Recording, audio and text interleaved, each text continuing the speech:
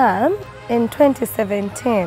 2017, I was managing comedians. I used to be in charge of a show that is... At Laughter's by then. Every Wednesday we used to have this show.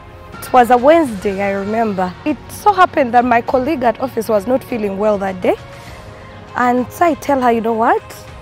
Prepare yourself, I'm taking you for comedy. So you can freshen up, because I'm a fan of comedy. We used to have usual comedy nights on Wednesday. So we go for comedy, and when we reach there, it's just a normal day because I used to go a lot for that comedy. Little did I know that I was going to meet someone there who would change my life. There is a beautiful girl. I noticed after 2-3 weeks, she would come along with a friend. She would sit at the back and next to the exit. So I would pass by, check on her. Along the way, halfway comedy, this guy passes in front of me. I was seated where someone could easily pass in front of us. I looked at him and I was like, whoa, wait, who is this? Then I tried to tell my friend that, look, there's some hot guy passing, but she couldn't see him, so he moved out. So he eventually comes back in. So this time when I lifted my eyes, like our eyes met, I wanted to tell my friend so bad like that, look, the guy is here. But by the time I wanted to tap on my friend, he was looking at me and I was looking at him. I would check on her, try to pull a move. The first week passed. The second week, I was like, no, I'm going to go. In the crowd, talk to her. I tried it. Again, I failed. So the third time, I was like, you know what? Let me go. So he looked at me, he reached where I was seated and he passed. I was like, oh, this guy didn't even say hi. Like, really? When I passed her, she turned her head. All of a sudden, I thought about, has she seen me? Did I do any signal? So there was a friend of mine who used to actually call me a lot for comedy. That friend comes over to me and tells me, you know what, Hope, there is some guy, he's our boss. He needs to talk to you. I'm like, you know, I don't like those things. Don't try to get me into with these people. He's like, no, just go. And I'm like, no. She refused. And the comedy was ending, so I had to go and sort out comedians performing and all that. So I had to wait for another day. Say now, today, if she comes, I'll have to go there myself. So anyway, eventually he came over, we talked. So when I went there, he greeted me, he's like, how are you? When I see him, I'm like, hold on. Don't tell me this guy, when he saw me looking at him, he thinks now I want him. So I was pulled back. I'm like, no, I'm not that easy. So I requested for a number. And I told him, no, you actually go look for it. If you get it, call me. It was not easy. So he's like, okay. I went. In my heart, I was feeling, why did you just give him the number? Like, what if he doesn't get it? What if he doesn't go on? So it's like, anyway, if he wants me, if he really needs me, he will look for it. But as you know, I tried here and there till I got the number. The next day I was at office. It was like 10 a.m. I got a call and it was Sam. So he's like, hello, this is Sam's. I actually got your number. Immediately I knew who I was speaking to. But I pretended, I'm like, who is Sam's? So he's like, I actually got your number, we met at comedy. What? I'm like, oh, okay. He's like, can we meet today? I'm like, no, we are not meeting. Deep down, I wanted to meet him, but I was not going to give in so easily like that. Unfortunately, and phone got lost. I had a small phone, but I didn't want to use it, so I was off for 2 weeks. So I could not communicate. You know, these things of WhatsApp are easy to communicate. So I kept on calling. And he couldn't get to me, I couldn't get to him, so I knew obviously he would think maybe I put off my phone intentionally. So after the 2 weeks, I put on my phone. He called me, he's like, hey, you've been offline. I'm like, yeah, my phone got issues. Then she asked me one question, what do you want from me? Of course, I remember what I told her. Can we meet up the next Wednesday? I'm like, no, I'm busy. I was doing nothing. was actually going home to get bored. He doesn't know that I was playing hard to get. He thinks I was hard.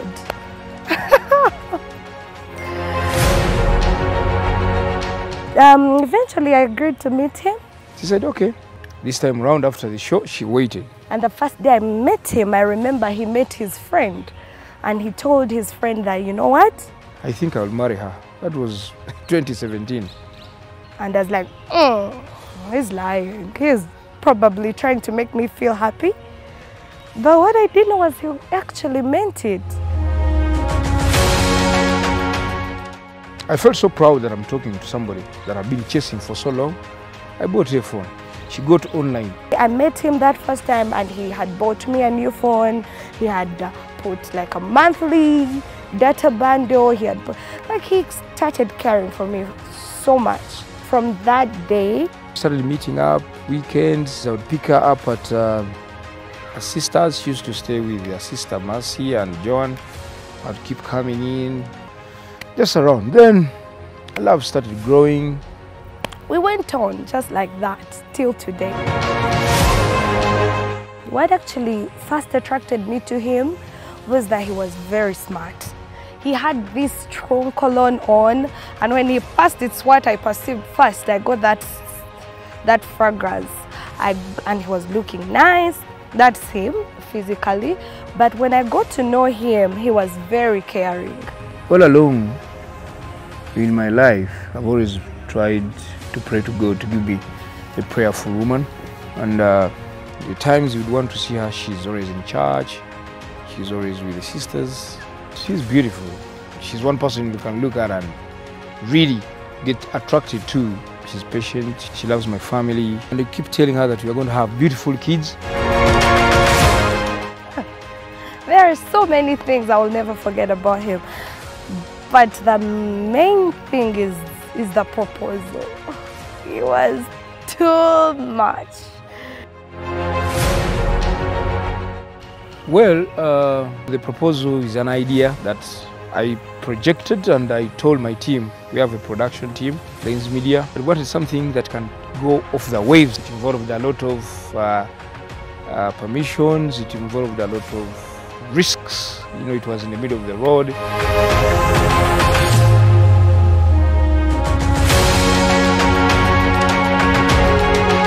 First of all, I chose a day. It was a Good Friday. It was Good Friday. And so we had planned to have so many things done over the weekend.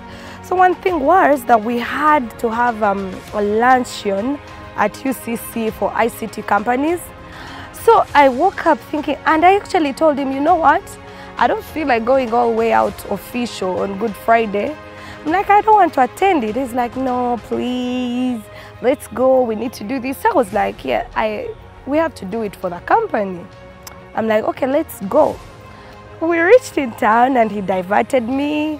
He took me to Lens Media, then they were lying to me. And I didn't know, so I had to pick out few things for some events that we had. So eventually we left. In the car, I didn't know that was even a camera. So eventually we slope on Entebbe Road and he tells me, you know what, the car has got issues. But I'm looking at the car and it's in neutral, and I'm telling him, why is the car in neutral? Remove it and let it move. It's like, it's not working. He did some trick there that I didn't get. So I actually believe it. I'm like, oh no, now the car is spoiled. I am stressed. I don't like those kinds of things. So I tell him, you know what, try to get it off the road. He refuses, like, it can't move. What should I do? I'm like, oh no, I wanted to cry. But I spot a camera person and I'm thinking, oh my God, these guys are getting these people who carry the cross on Good Fridays. So I try to turn away so that they don't get my face and I appear that I'm stranded in the middle of the road. When I turn away, then he taps on me. And I was shocked. I was confused. The next thing I remember was actually people pleading with me, please say yes. Please say yes. And I'm like, I wanted to ask them, you think I can say no? I definitely. Actually, what I had was hope. Then I turned. Then I remember him going on his knees. And I ran, I think. Then when I came back, I'm like, oh, that is so badly. Let me come back and see if it was really true. Then I heard him call me baby. Baby. I looked, I'm like, oh my God, he's actually doing it. Then I remember him saying, You marry me?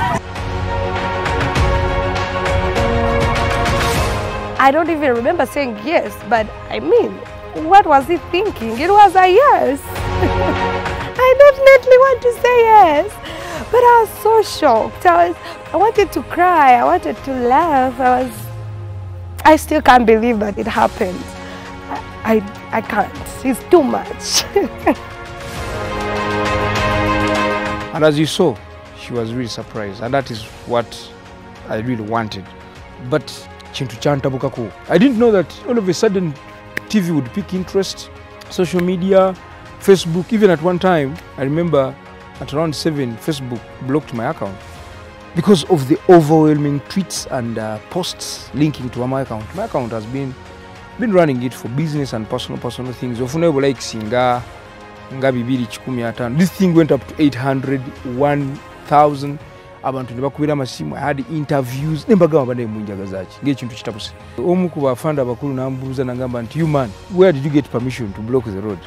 Nemugamba it was the will of God, because that was a VIP road.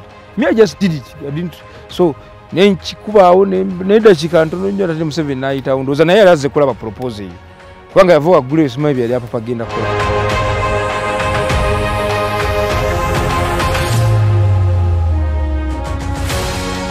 So after that, I remember leaving the road. I did not speak for like 15 minutes. I was shaking, I was shocked. So we went to our sister's restaurant in town and I sat there, I was lost. But I'll see you later. Left her with the sisters. So eventually he calls and tells me, I'm not coming. Find your way. I'm like, what? He has stopped caring just like that. Now because he has married me. The friends and the sisters, lunch as we're waiting for the dinner. But anyway, my sisters are like, you know what, let us take you, drop you somewhere, then he picks you up. We are like, oh, I'm like, okay. So we reach in Bukoto, and my sister is lying that she has to pick something from Bukoto, from a friend, blah, blah, blah, long story. Let's pass in Bukoto, we pick it, then we go. I'm like, yeah, cool. I mean, I couldn't expect anything. So we reach there, then they tell me, you know what? We bought you something. We want you to try it on, and we see if you will like it. I'm like, okay. We go to the bathroom, they convince me. I'm like, let me take them home, I'll try them from there. But then they act disappointed and I'm feeling like, oh dear, they will think I'm not liking the gift. So they dressed me up in shoes, in a skirt, in a blouse, and they are acting all normal, like nothing is happening. So we go, they're like, let's go in the clothes, because by the time you remove them, time is going. I'm like, that's true.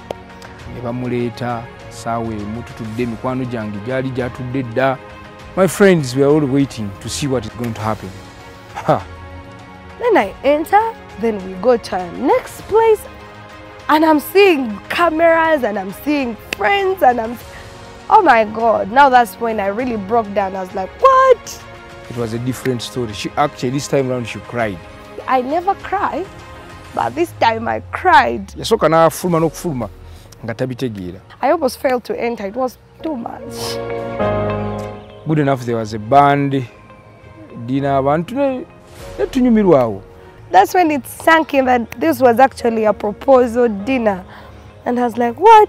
Why are you doing all this? I always wanted to create a next level. Just I used to stay in Chagwe.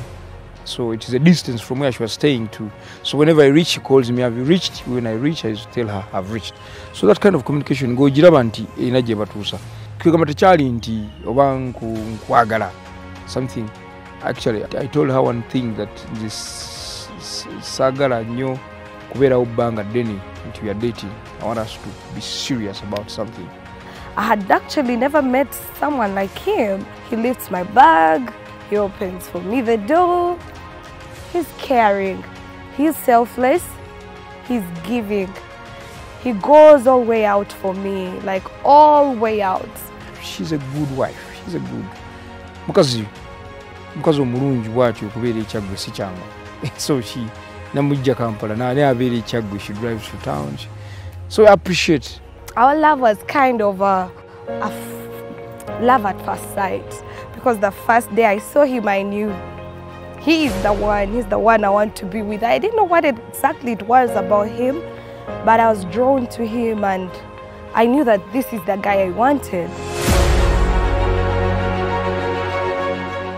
There are things that really join us. Nobanga toliwo, God comes in between us. So every time you meet a person praying, prays for you, prays for your family, akwagaliza ebirungi bingi, so you kind of, the beauty in her keeps coming up. Me and Sam are so similar in all ways. We love same things. We love soccer, we love traveling. Like, we are so similar. Whatever I love, he loves. Whatever he doesn't like, I don't like. We watch movies a lot and we listen to music. We love going out. The only thing that we don't agree on is Liverpool and Manchester, because he supports Liverpool and I support Man U. So that's the only thing that we don't share. So if only you can change and come back to Man U, we shall have all things perfect. Yeah. I hope by the time you watch this, we shall be wedded, Mr. and Mrs. Ndozo ulide bulungi omusumba kyatugambi. Love forever. I will love you. I promise to love you. I promise to be with you. I promise to give you everything that you want.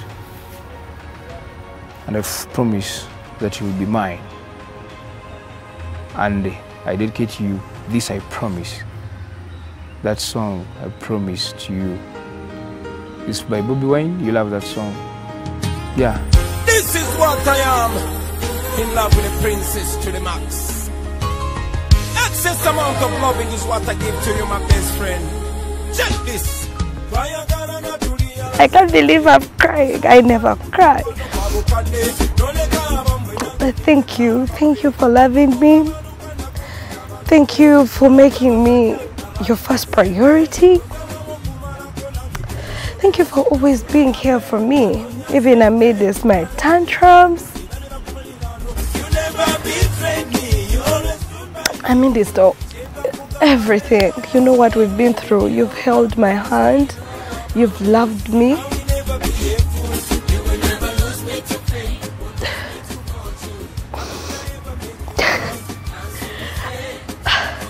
I just promise that I'll be your wife. I'll be your friend. We shall do everything together. From quarreling because of our teams, our soccer teams. Because you know, I hate Liverpool. That's the only thing that we don't share.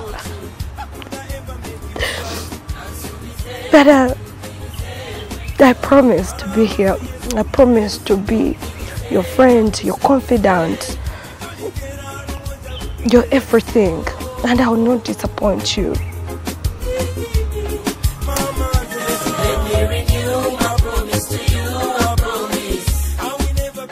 I love you so much, and I will love you forever and ever.